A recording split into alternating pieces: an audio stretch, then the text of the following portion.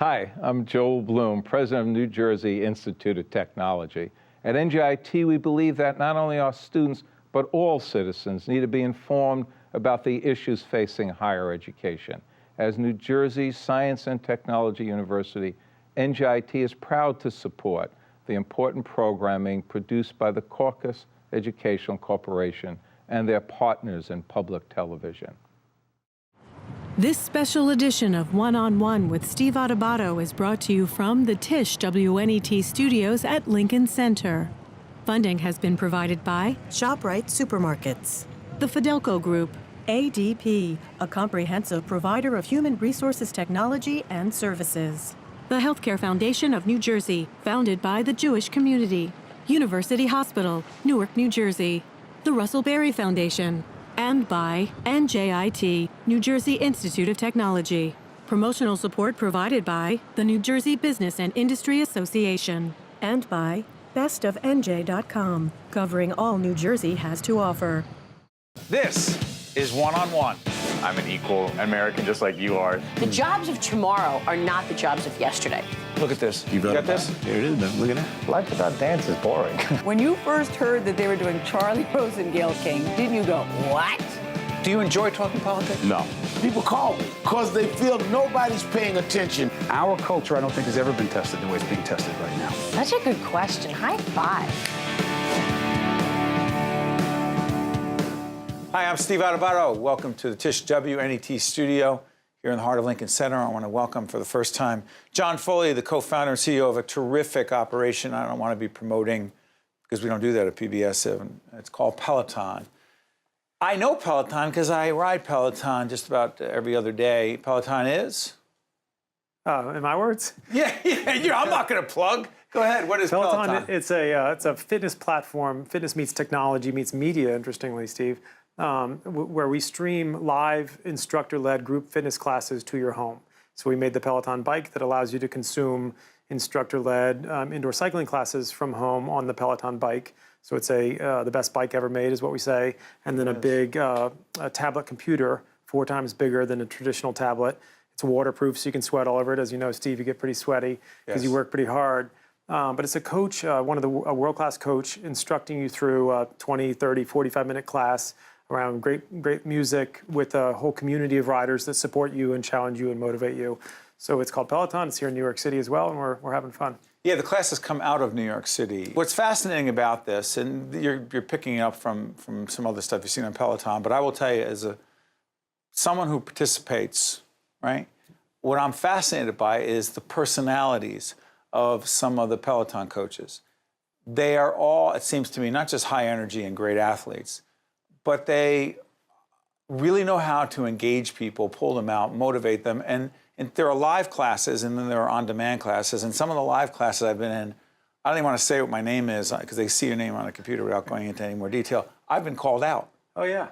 I've been called out like, hey, so-and-so, get moving. You have to pick it up.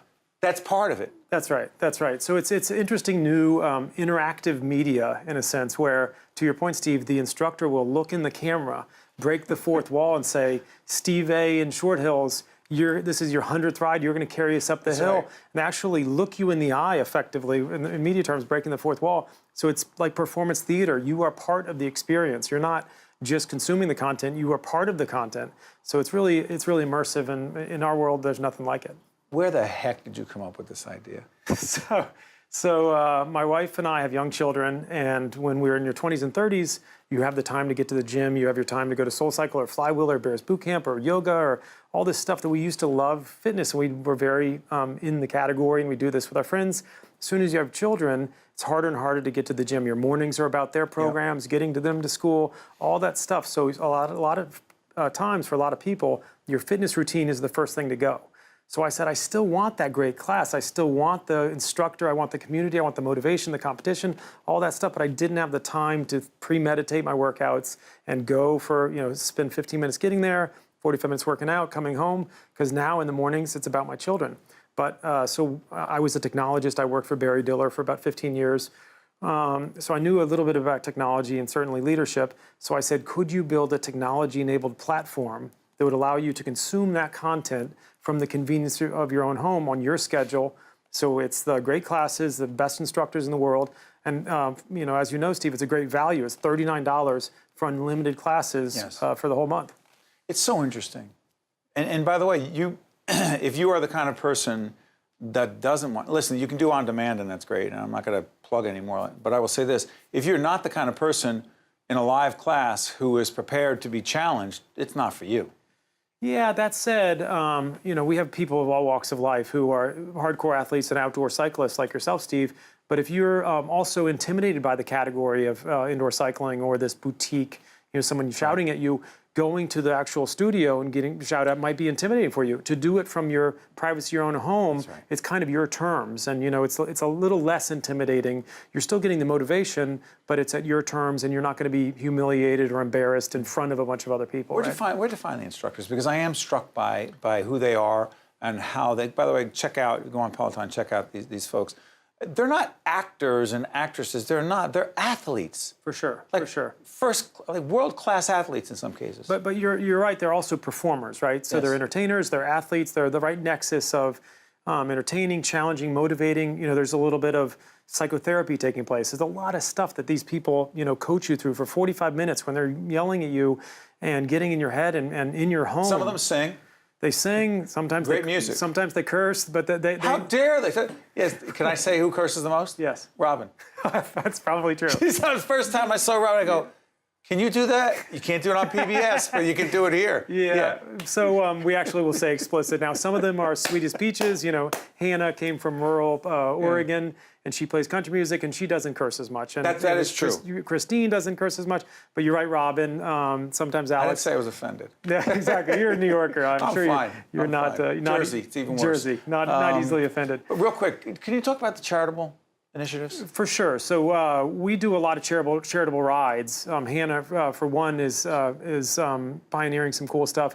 One of the things that I'm most excited about, Steve, is we're starting to put together a program where we're giving our refurbished bikes to low-income housing, so that you have these high-end buildings like Walker Tower downtown, and they've got 3 Peloton bikes for those people who live in those apartments that are trading for $6,000 a square foot, right? Which is great for those people. We also want up and down the socioeconomic strata people to access Peloton bikes. So we're excited to start giving the bikes to low-income housing and giving them the content so it's free on all accounts, so that everyone can start to access and get fit and get these motivating classes that are more fun and more effective. And in a lot of ways, some of the lower income demographics and communities need fitness more than other communities. So we're real excited about that. People who are involved in all different kinds of fitness, what would you say the most significant benefits of cycling in this form are? And I know that there are different degrees. And by the way, when you look at the screen, it has how fast you're going, the level of resistance, what your heart rate. There's a lot of things going on there. So. Yeah, to your point, it's much more than, at Peloton, we never talk about weight loss. We never talk about hard body. We talk about healthy living. And to your point, you're getting much more than fitness. You're getting your endorphins. You're a better version of yourself. You're happier. Your mental health is better when you're working out on a regular basis. Your career is doing better. It is it's great for you in all kinds of ways. We talk about it. If you ride Peloton in the morning, you're going to be a better version of yourself for the rest of the day. And if we can allow you to access those endorphins and have that energy and be happier, we're not delivering fitness. We're delivering happiness in a sense, which you subscribe to it. I know you're a very fit guy. And you know that if you go a couple days, 3 days, 4 days, 5 days without working out, you're a little lethargic, you're a little grumpier, you're not your best version of yourself. So for us to provide that access to great fitness anytime you want it, from the convenience of your own home, we're excited about the category. Well, John Foley had a fascinating idea, and he had to sell it to a lot of people. And he's the co-founder and CEO of Peloton. Good stuff. Thank you so much for coming. Thank you, Steve. Awesome. All right. Stay with us. We'll be right back right after this. To watch more one-on-one with Steve Adubato, find us online and follow us on social media. We are pleased to welcome Beth Kobliner, who is the author of Make Your Kid a Money Genius, Even If You're Not. How you doing? I'm good. Good to be here. Thank you. You and I were just talking off camera about how challenging it is. Real quick, some of the anecdotal stuff you just told me, some parents sometimes say things like? My kid wants to buy $1,200 jeans. Do you think that's okay? That was in LA. What? In New York, my 21-year-old wants a platinum card, Amex card, because that would allow him to go into the lounge with his friends. And you say? No, tell him he can have an Amex card. He can have a platinum one as long as he earns the money to get one. I think sometimes parents are fearful of going through and having the talk about why it's important to be smart about money. And I think it's interesting whether a person has a lot of money or very little money, there's a fear of confronting money. It's still a taboo topic. We talk about sex, we talk about drugs, we talk about alcohol with kids, but people are afraid to talk about money, and I think it is so important. How soon? By age 3, What? research shows, University of Wisconsin shows that by age 3, kids understand basic money values like exchange. We give money, we get something back. They understand value, things have value, or they understand choices. We have to make choices when we buy things.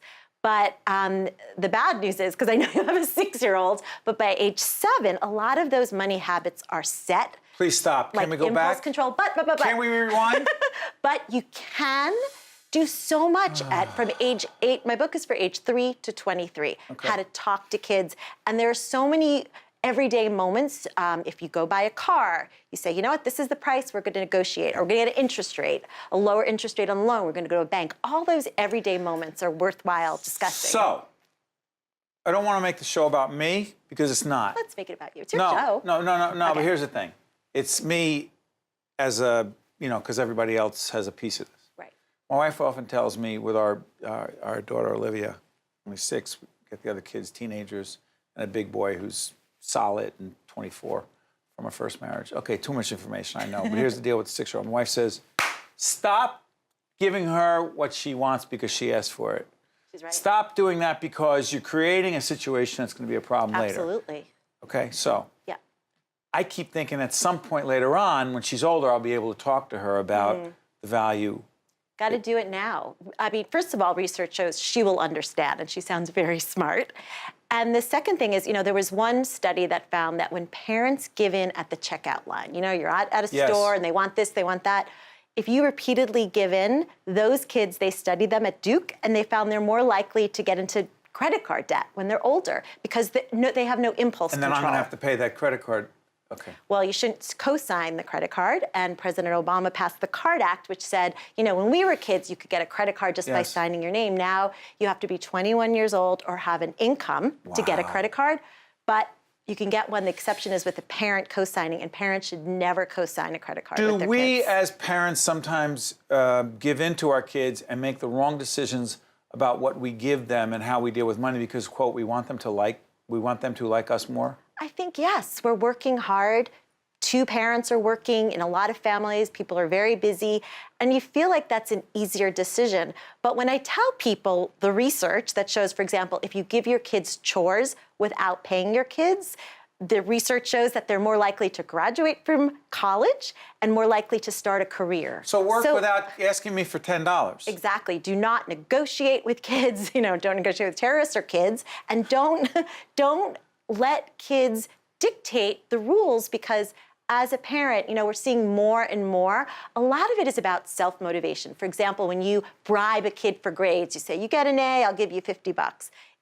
Research shows, the Harvard professor found, it really doesn't work. It doesn't improve reading or math scores. It barely improves GPA at all. And it's more important that it comes from self-motivation, whether it's doing household chores as a family member or getting good grades in school. And you have to start that earlier, the earlier the better. We have some friends, I hope they're not watching right now, who, let's just say, have children into their 20s, late into their 20s, closer to the other number on the other end. They pay a lot of bills for their kids. I'm talking car insurance, rent, phone bill. Go ahead, talk to me. Here's the problem. We are all living longer. Knock on wood, we'll be living longer. And then when those parents, at a certain point, unless they have more money and they could just keep doing it forever, I don't think that's doing their kids any favor, and their kids will never learn financial responsibility. But at a certain point, kids are going to be the grown-ups and the parents are going to be old. And we need to, be realistic that those parents may be relying on their children for help one day. So I think we have to educate children, everything from paying down student debt. That's something that a lot of young people are struggling with. And moving back home, a lot of young people are moving back home and parents don't know what to do. We have to be clear with them. Great, you can live at home for a year or two, but you have to make your student loan payments. I want to see you saving up an emergency cushion, and maybe you can pay rent. You know, it depends upon the family's Even when it's, sorry for interrupting, even when it's so hard to find a job for many of these young kids. I think that the rent is, if you need it, you have to ask for it. But if you don't need it as a parent, I would skip the rent, but make sure your kid is paying those student loan payments and go with them to their repayment options that they can find to make lower payments. But don't let them skip a payment, because that's going to hurt their credit score and make it harder for them to get a home mortgage one day. Gosh. Now, for a lot of parents who actually have their own financial problems, right, isn't it harder for them, us, to talk about money with kids? My answer is it might be harder, but it shouldn't be. We shouldn't let it be, because we have to put our own money baggage. Everyone has money baggage. I had a lot of money as a kid. That's why I'm bad at money. My parents never taught me. I have no money. My parents never taught me. We have to put that aside and think. And that's why I wrote my book. It's funny because a lot of parents say, well, how can I teach my kid about money if I don't know about money? And the point is, you have to educate yourself. And you have to learn the basics to teach a kid about compound interest or opening a Roth IRA right out of school. Pretty basic stuff, though. It may sound complicated, but it's not. A few simple rules. Before I let you out, should parents tell kids how much money they have or how little money? Meaning, if we're struggling, or, hey, just want you to know we're doing relatively well right now and we're putting this in your college fund.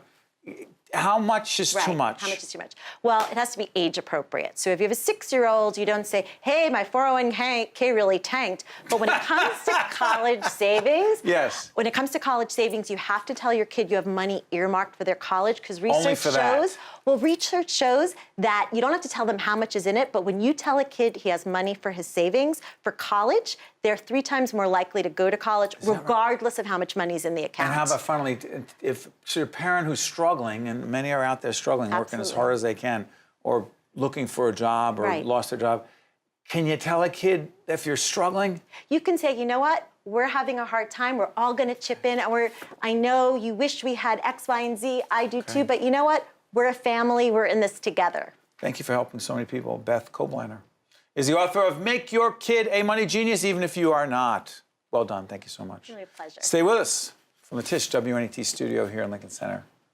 Well done. To see more one-on-one with Steve Adubato programs, visit us online at steveadubato.org. If you would like to express an opinion, email us at info@caucusnj.org. Find us on Facebook at facebook.com/Steve Adubato PhD, and follow us on Twitter at Steve Adubato. We are pleased to welcome Alicia Kershaw, who is the Executive Director of GallopNYC, and Paul Hinton, parent of a GallopNYC rider. Good to see both of you. Thank you. Good to see you. GallopNYC is? It's a therapeutic horseback riding program for people with disabilities. Started 12 years ago, you were just telling me. Yes, 12 years ago. And who are the participants in it? We have about 600 riders every week now. We define disability very broadly. 52% of our riders are on the autism spectrum, and the rest have a wide range of disabilities, cerebral palsy, disabilities I never even actually was familiar with before I got involved in this. We also work with at-risk youth, with wounded veterans, visible and invisibly wounded veterans, kids in counseling. So we do take quite a broad range, but it's almost entirely young people with disabilities. And volunteers are key to your success. We are utterly dependent on our volunteers. Which is why we'll put your website up. Thank you, yeah. Talk about your connection. Well, I'm just lucky enough to have had the opportunity to bring my son to Gallop riding sessions. And he's one of the kids who has CP, who has probably one of the more sort of significant physical disabilities, which makes it clear why having so many volunteers is so great. Because when he's riding... Is that your son? Oh, it is, yeah, that's Sam. That's Sam. Yeah. Yeah, I mean, look how many volunteers there are who are helping him there. So It's for him, just the effort of holding his body up straight and holding his head is a tremendous effort. And as you walk the horse walks, he has to constantly rebalance his body, and that's essentially how he's getting physical therapy and developing his musculature while he's doing this. But you can see how much joy he gets out of it. It's an amazing activity, because there aren't that many activities where he can both be getting this sort of therapeutic value at the same time getting so much joy out of it. And he achieves a mobility that he wouldn't otherwise have because he can't walk. So it's quite a unique experience. What's it done for you? Well, I mean, to see Sam. To see him doing that, it is rather special to share that with him, and actually the volunteers get to share that too. I mean, he is a kid who he gives it back, and so it is an amazing experience to be there. But I think in terms of a parent of a child with significant disabilities, you're always trying to find activities that you can do with your child that other kids can do, able-bodied kids can do. And so this is one of those activities where he's participating on the same level as everybody else. And as I said, it is one of the activities where he can achieve a level of ability that he doesn't ordinarily have, the mobility and so on. So it's quite special. This is why you got involved in this, right? Oh, yeah. I have to say, the whole field lights up when Sammy's around. He is a very joyful kid. But yes, I grew up with horses, and in Dutchess County on a farm, really a farm, mucking out and getting up at 5 in the morning, and the whole bit. And then I went on in life and moved away from it. And I love horses. And I was actually found therapeutic riding in Hong Kong, and I was, as so many people are, incredibly struck by the reaction of the children to riding. And for me, it's this perfect intersection of being with horses and animals in a very positive way for the riders. The horse is a perfect physical therapy tool. And so in a child because it's a 360-degree movement and it's warm. And so when a child like Sam is on the horse, it's getting a sensory input experience that is almost impossible to duplicate. When you're sitting on a horse and the horse is moving, your upper body is doing what it does if you were walking. So we actually have kids who came to us in wheelchairs that are now using crutches or walkers to walk because they've been able to develop the core strength and mobility to walk. It also has massive emotional and cognitive benefits, and some of which Paul alluded to, of just the joy and the empowerment. And we just had a young rider do a TEDx talk, and what she talked about was riding and how it actually made her feel like she could forget she had a disability when she was riding this horse. And she even said, it's so interesting what you said, because she even said when she was younger, her friends were going to ice skate in Central Park and play soccer, all these things she could not do. But when she could ride, she could do it, she could be great at it, and it's something that a lot of her friends weren't doing. Real quick, you're helping veterans as well. Yes, we work with veterans with PTS, primarily with PTS. We work with veterans with amputations. Post-traumatic stress. Post-traumatic stress. We've also worked with amputees, TBI, traumatic brain injury. It's a very different approach because, of course, they're adults and they're veterans. They like to be more in charge of the horse and have, they ride more. But our veterans, we have one lovely man who has formed a goal of coming back as a therapeutic instructor for veterans. Right. That is like such a win-win. And while there's an upcoming event, because fundraising is always important, right? What would you say to folks who may potentially be interested and moved, but say, hey, listen, there are a lot of good causes, you would say? Well, I think, as I said before, that it's pretty unique in terms of the impact it can have over and above other types of activities. But when I'm there on a Saturday morning, you can see how many kids get to have this experience. They're amazingly efficient with the scheduling. You have a half an hour session on all these kids coming through the program and being part of this community. It's an amazing, they're having an amazing impact, I think. Final words. There's 600 SAMs on our waiting list. What? 600, and that's without even trying. We probably have thousands more kids who would love to ride. So that's the reason to help us, is to enable us to get more kids on horses. The need is there. The demand impact is you're there. making The every need day. is there. Completely. The organization is called GallopNYC. Alicia? And Paul, I want to thank you for being with us, and we wish Sam and all the Sams, if you will, nothing but the best. Thank you very much. Thanks so much for having us. Check you out next time from the Tisch WNET studio here at Lincoln Center. Don't run out so quick. Sorry. You're not in charge here. One-on-One with Steve Adubato has been a production of the Caucus Educational Corporation, celebrating over 25 years of broadcast excellence.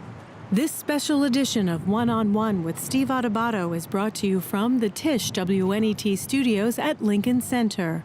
Funding has been provided by ShopRite Supermarkets, the Fidelco Group, ADP, the Healthcare Foundation of New Jersey, University Hospital, Newark, New Jersey, the Russell Berry Foundation, and by NJIT.